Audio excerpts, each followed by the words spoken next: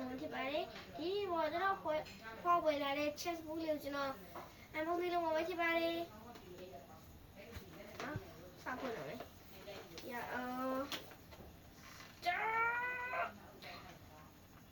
ရတော့ဝယ်ရတော့ဆက်နေပါလေကွာပွင့်လာနေအားဝယ်ပွင့်သွားပြီအိုးကြီးလေကြီးလေရောကြီးလေကဲကြီးလေအထက်ဖွင့်လို့ရလားမသိဒီမှာဟိုကအထုတ်ဒီပါလေဒီဘက်ကတော့ဒီဘက်ကတော့ဟိုကအနှိမ့်အောင်ပချမ်းပါနော်ဒီဘက်ကတော့ကျော်ပချမ်းပါဒီဘက်ကဟာလို့ဆက်လာကြည့်လားလုံးမကြည့်ပါနော်ဒီဟာလေးလုံးမကြည့်ပါလေ